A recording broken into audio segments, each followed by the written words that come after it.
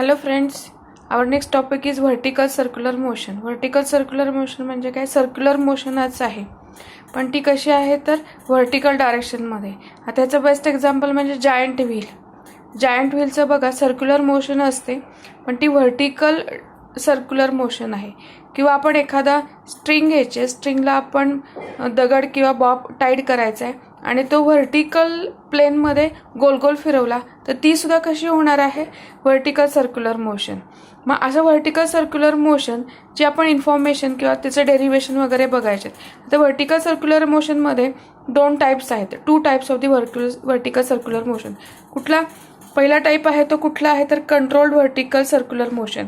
की ते कंट्रोल का म्हणायचं, त्याचं एक्झाम्पल आहे ते जायंट व्हील आहे किंवा सिमिलर गेम्स जे आहेत त्याला आपण कंट्रोल्ड व्हर्टिकल सर्क्युलर मोशन म्हणायचं. का म्हणायचं? त्याच्यामध्ये स्पीड इज आयदर कॉन्स्टंट. बघा जायंट व्हीलमध्ये तुम्ही बसल्यानंतर सुरुवातीला स्पीड वाढवतात, पण नंतर मात्र कॉन्स्टंट स्पीड असतो. एक तर स्पीड कॉन्स्टंट आहे किंवा that speed is not totally controlled by the gravity.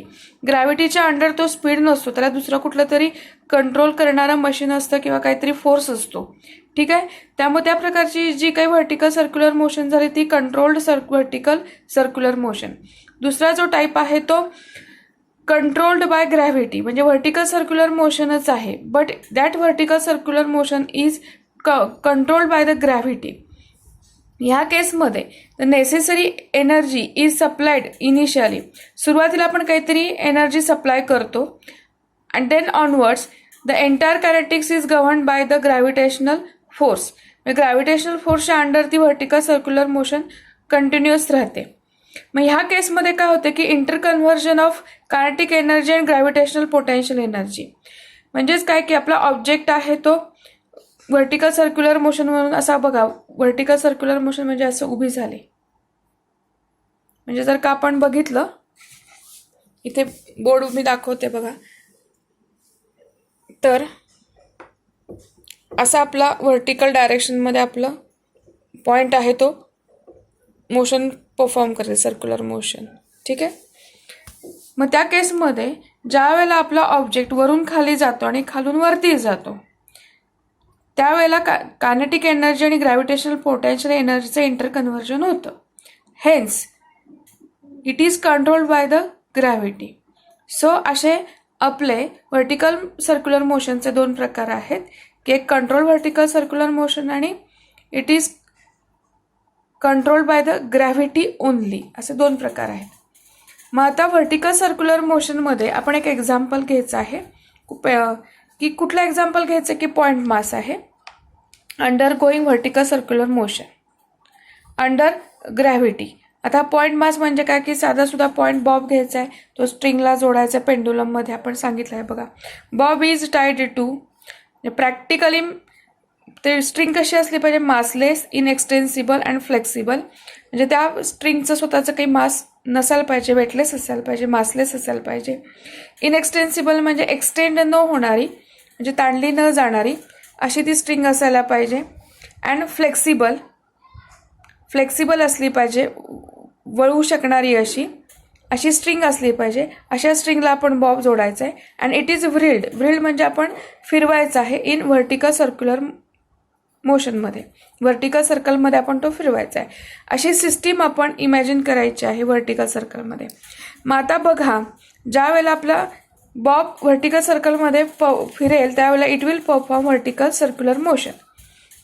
मग आता ही जी व्हर्टिकल सर्क्युलर मोशन आहे त्या सर्क्युलर मोशनचे आपण 4 पॉईंट्समध्ये डिव्हायडेशन केलेलं आहे, की ए पोझिशन वरच्या बाजूला असेल, बॉटमला म्हणजे बी पोझिशन आहे ती खाली असेल, आणि सी आणि डी ह्या सेंटरला आपण घेऊ शकतो व्हर्टिकल सर्कलच्या. ठीक आहे, की असा ही स्ट्रिंग आहे, ही स्ट्रिंग हा बॉब असा वरून खाली असा गोल गोल फिरणार आहे. हा वरचा point A position, C position, खाली बी, इथे डी, असं आपण अँटी क्लॉकवाईज डायरेक्शनमधनं फिरतो असं इमॅजिन करूया. मग आता ए पोझिशनला बघायचं, इथे नोटीस करायचं की इथे आपण वेट आहे, बॉबचं वेट आहे ते डाऊनवर्ड डायरेक्शनमध्ये ॲक्ट होते. सी पोझिशनला पण डाऊनवर्ड डायरेक्शनमध्ये, डी पोझिशनला सुद्धा वेट आहे ते डाऊनवर्ड डायरेक्शनमध्ये, बी पोझिशनला सुद्धा जे वेट आहे ते डाऊनवर्ड डायरेक्शनमध्ये. कोणत्याही पोझिशनला घ्या, आपलं जे वेट आहे ते डाऊनवर्ड डायरेक्शन, इव्हन इंटरमिडिएट कुठलंही सुद्धा पोझिशन असेल तर त्यावेळेला आपलं जे वेट आहे ते ऑलवेज डाऊनवर्ड डायरेक्शनमध्ये ॲक्ट होणार आहे.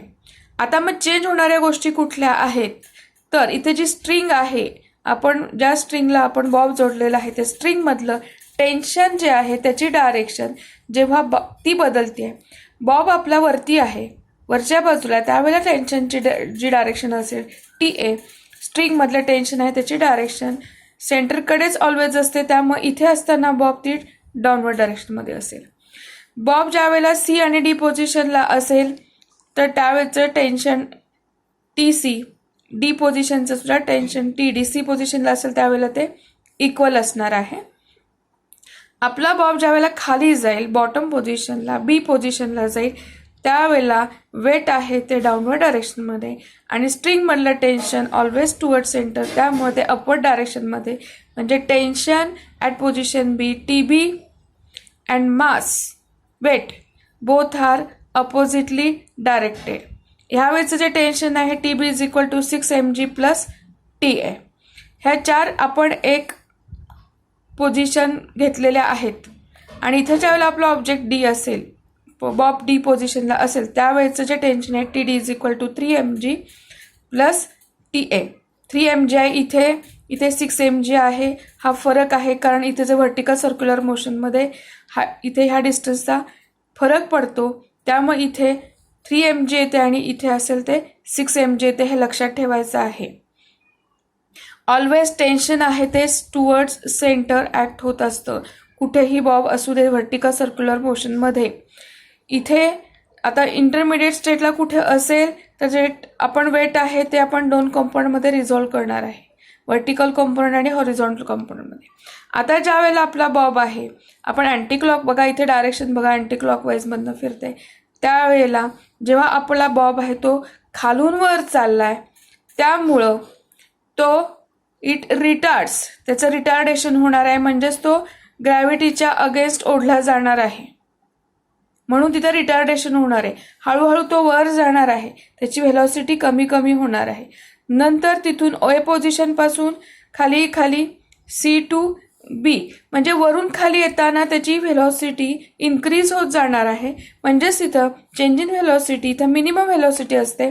बघा वरती गेल्यानंतर पार्टिकल आपला त्याची व्हेलॉसिटी कमी होते, तो एक क्षणभर थांबतो आणि पुन्हा हाय स्पीडनं खाली येतो, म्हणजेच इथं चेंजेस व्हेलॉसिटी होत्या. म्हणजेच इथं काय झालं, ॲक्सलरेशन. व्हेलॉसिटी इथून पण चेंज होते, खालून वर जाताना सुद्धा व्हेलॉसिटी चेंज होते. इथं मॅक्झिमम आहे, हळूहळू ती कमी होतीये, म्हणजेच इथे व्हेलॉसिटी चेंज होते. इथंही ॲक्सलरेशन आहे पण ते इन्क्रीजिंग नाही आहे, ते डिक्रीजिंग आहे, म्हणून आपण इथे काय म्हणतोय, रिटार्डेशन किंवा रिटार्ड्स. इथे इन्क्रीज होते, त्यामुळे इथं ॲक्सलरेशन किंवा ॲक्सलरेटेड मोशन म्हणू शकतो. ही डायग्रॅम व्हर्टिकल सर्क्युलर मोशनमध्ये खूप महत्त्वाची आहे. हे पॉईंट्स, हा सेंटर आहे, म्हणजेच इथे स्ट्रिंगचा आपला एक टोक आहे आणि इथे दुसऱ्या टोकला आपल्या बॉबच्या पोझिशन्स दाखवल्यात वेगवेगळ्या, म्हणजेच इथं ऑब्व्हियसली स्ट्रिंगची ही जी लेंथ म्हणजे काय असणार आहे तर रेडियस असणार आहे सर्क्युलरचा, पाथचा. ह्या गोष्टी लक्षात ठेवायच्या आहेत. मग आता डेरिव्हेशनला नेक्स्ट पेजवरती आपण जायचंय की at any position the forces acting on the Bob, की कुठल्याही व्हर्टिकल सर्क्युलर मोशनवरती आपला जो बॉब आहे त्याच्यावरती जे फोर्सेस ॲक्ट होत आहेत, कुठल्या फोर्सेस आहेत, कुठल्या पोझिशनला असू दे. पहिलं म्हणजे त्याचं वेट mg व्हर्टिकली डाऊनवर्ड डायरेक्शनमध्ये, and force due to tension कुठल्या डिरेक्शनने, along the string directed along and towards, म्हणजे along the string and towards centre. ह्या 2 फोर्सेस कशावर अप्लाय होणार आहेत, ऑन द बॉब. त्या आपण इकडे डायग्राममध्ये पण दाखवलेल्या आहेत, बघा मगाशी मी डायग्राम एक्सप्लेन केलेली आहे. वेट आहे ते बघा डाऊनवर्ड डायरेक्शनमध्येच ॲक्ट होते, आणि जे टेन्शन आहे रेड पेननी मी दाखवलेले आहेत टेन्शन्स, ते ऑलवेज टुवर्ड्स सेंटर आहेत आणि अलॉंग द स्ट्रिंग आहेत. हे 2 फोर्स नेहमी बॉबवरती ॲक्ट होणार आहे, ते लक्षात ठेवायचे. It's magnitude changes periodically with time and location. जसं लोकेशन चेंज होते त्यानुसार टेन्शनचं जे मॅग्निट्यूड आहे ते मात्र चेंज होणार आहे. आता 4 पॉईंटसाठी 4 केसेस आहेत की अप्पर मोस्ट पोझिशन ए, तिथं गेल्यानंतर टेन्शनसाठीच एक इक्वेशन आहे आणि मिनिमम व्हेलॉसिटीचं एक इक्वेशन इथं आपल्याला दिसते. आता ज्यावेळेला आपला ऑब्जेक्ट अप्पर पोझिशन एला आहे, ऑब्जेक्ट किंवा आपला बॉब आपण म्हणू शकतो, ए पोझिशनला म्हणजे टॉप पोझिशनला आहे म्हणल्यानंतर त्याचं जे वेट आहे, weight mg and force due to tension, बघा ते सेम डायरेक्शनमध्ये आहेत की नाहीत. mg अँड TA हे दोन्ही सेम डायरेक्शनमध्ये ॲक्ट होत आहेत. ठीक आहे. म्हणून if VA is the speed at upper most point, VA हा स्पीड अप्पर मोस्ट पॉईंटला, then mg plus TA is equal to mVA square upon R, equation number 1. हे इक्वेशन आहे ते कशाशी रिलेटेड, टेन्शन, वेट. आता इथे VA म्हणजे काय आहे तर स्पीड ॲट पोझिशन ए, म्हणजे जेव्हा आपला बॉब ए पोझिशनला आहे त्यावेळेचा त्याचा स्पीड आहे तो VA, म्हणजेच इथे सेंट्रिपेटल फोर्स बघा is equal to mg plus TA, weight आणि टेन्शन ॲड होते, is equal to centripetal force. R is the radius of the circular motion आणि ॲट ए पोझिशनला टेन्शन जे आहे मिनिमम कमीत कमी आपण 0 धरलं, 0 असेल तर इन दॅट केस जर आपण हे सॉल्व केलं इक्वेशन तर we will get VA means speed at position A, speed कोणाचा बॉबचा ए पोझिशनला असतानाचा, तो किती आहे तर √RG, this is equation number 2. Same पॉईंटमधलं आता लोअर पोझिशन बी पोझिशन बघायची आहे. त्या पोझिशनला जर आपण पुन्हा डायग्राम बघितली, लोअर पोझिशन बी म्हणजे आपला बॉब इथे असणार आहे, त्यावेळेचं वेट या डायरेक्शनमध्ये आणि त्याच्या अपोजिट डायरेक्शनमध्ये टेन्शन अलॉंग द स्ट्रिंग, अशा अपोजिट डायरेक्शन्समध्ये 2 आहेत. मग ते आपण इथं लिहायचं आहे TB means tension in the string when our bob is at B position, TB is vertically upwards towards center and mg vertically downwards. Opposite directions आहेत. Therefore, इक्वेशन आपलं काय होणार आहे, TB minus mg is equal to m VB square upon R. VB square म्हणजे काय, speed of the bob at position B. मग इथे जो सेंट्रिपेटल फोर्स आहे is given equated with or balanced by this equation TB minus mg. बघा बी पोझिशनला असेल त्यावेळेला इथे मायनस साईन येते आणि जेव्हा आपला बॉब ए पोझिशनला असेल त्यावेळेला इथे प्लस साईन आहे, कारण आपले हे दोन्ही फोर्सेस आहेत ते सेम डायरेक्शनमध्ये आहेत. इथे अपोजिट डायरेक्शनमध्ये डायरेक्शनमुळे इथे मायनस साईन आलेली आहे, हे लक्षात ठेवायचं आहे. हे झालं टेन्शनचं equation. Now when bob is coming down from A position, A म्हणजे अप्पर मोस्ट पॉईंट और पोझिशन, टू बी, बी म्हणजे काय झालं लोअर मोस्ट पोझिशन, आपला बॉब कुठून येतोय वरून असा खाली येणार आहे. The motion is governed by the gravity, gravitational फोर्समुळे तो असा खाली येणार ना. मग त्यावेळेला काय होतंय, there is a decrease in gravitational potential energy. आता ग्रॅव्हिटेशनल पोटेन्शियल एनर्जीचा कन्सेप्ट टोटल आपण 11th स्टँडर्डमध्ये शिकलेलो आहोत की what is mean by gravitational potential energy. मग ज्या वेळेला आपला ऑब्जेक्ट आहे बघा टॉपमोस्ट पोझिशनपासून तो खाली बॉटमला येणार, मग इथे 2R डिफरन्स येत आहे. बघा मी पुन्हा डायग्राम इथे दाखवते.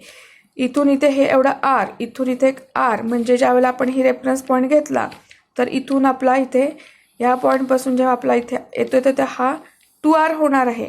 मग चेंज इन पोझिशन होती आहे, हायेस्ट पॉईंटपासून खाली लोएस्टला येते, त्यामुळे डिक्रीज इन पोटेन्शियल एनर्जी पण ही कशा आहेत govern by the gravitation. So थोडक्यात सांगते मी ते, therefore it is decrease in the gravitational potential energy.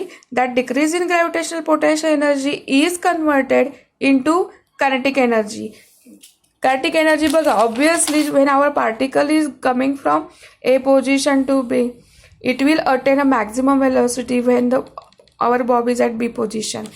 Hence, decrease in gravitational potential energy is converted into kinetic energy.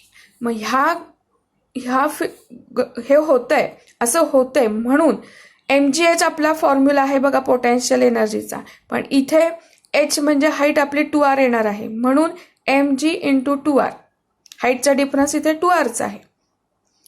आणि इथे potential energy, kinetic energy change होते की नाही बघा. ए पोझिशनची व्हेलॉसिटी वेगळी आहे, बी पोझिशनची व्हेलॉसिटी वेगळी आहे आणि त्यामुळं कायनेटिक एनर्जी चेंज होती आहे. So kinetic energy at point B minus kinetic energy at point A, therefore half M V B square minus half M V S square. हा जे सेंटेन्स आहे वर्डमधलं तेच इथं आपण मॅथमॅटिकल आपल्या फिजिकल क्वांटिटीजमध्ये रिप्रेझेंट केलेलं आहे. हे जर आपण सोडवलं तर बघा इथं एम आहे प्रत्येक टर्ममध्ये, तो कॅन्सल होणार आहे. इथे हाफ हाफ आहे, इकडे 2 आहे. त्यामुळे जर आपण हे सॉल्व केलं तर we will get V B square minus V A square is equal to 4RG. आता व्ही ए म्हणजे काय आहे तर आपण ए पोझिशनमध्ये बघितलंय. What is V A? Under root RG. Under root आहे व्ही ए, त्यामुळे त्याचा स्क्वेअर घेतला तर इट विल बिकम RG. त्यामुळे व्ही एची व्हॅल्यू आपण इथे घातली. So V B minus under root RG bracket square is equal to 4RG. इथे पण लिहिलेलं आहे. सो ते व्हॅल्यू सबस्टिट्यूट केल्यानंतर final V B or minimum velocity when our object is or bob is at position B is equal to under root 5RG. Equation number 4.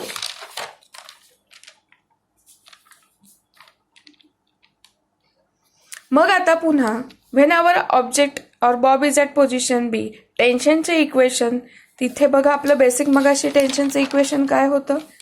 TB minus M G is equal to M V B square upon R. V B आपला किती आहे तर इथे under route 5RG आहे. ती value आपण इथे जर घातली आणि इक्वेशन जर सॉल्व केलं तर आपल्याला हे इक्वेशन मिळतं. TB minus M G is equal to M upon R is into bracket V B square minus V A square. On solving this equation, finally we get TB minus T is equal to 6mg. म्हणजेच काय वर्ड्समध्ये काय होणार आहे? Difference in tension. TB म्हणजे काय की tension at point B when our bob is at position B. त्यावेळेचं tension कशात आहे? स्ट्रिंगमध्ये आहे. So TB is a tension in the string when our bob is at position B. And TA म्हणजे काय आहे? Tension in the string when bob is at position A. मग A position आणि बी पोझिशन दोन वेगवेगळ्या पोझिशनला टेन्शन असतं स्ट्रिंगमधलं, त्याचा जो डिफरन्स हा 6mg असतो. ते आपण इथे वर्डमध्ये लिहिलेलं आहे. हे पुस्तकात नाही आहे, टेक्स्टबुकमध्ये. ह्यालाच मॅथमॅटिकल फॉर्म्युल्यामध्ये आपण वर्डमध्ये कन्वर्ट केले. So difference in tensions at A and B is 6mg. हा पॉईंट MCQ साठी लक्षात ठेवायचा आहे. आता काय राहिलं की position Wien the string is horizontal means C and D position. तिथं जेव्हा असतो आपला बॉब, म्हणजे कुठल्या डायग्राममध्ये ही C पोझिशन आणि D पोझिशन, मग त्यावेळेला काय असतं, कसं असतं, टेन्शन काय असतं, स्पीड काय असतो, किती असतो हे आपण पाहायचं आहे. So at C and D position mg is perpendicular to the force due to tension and which is the centripetal. बघा डायग्राममध्ये दोन्ही पोझिशनला आपलं वेट परपेंडिक्युलर आहे की नाही टेन्शनला, बघा है ना. So in this case at C and D position mg is perpendicular to the force due to tension which is the centripetal force.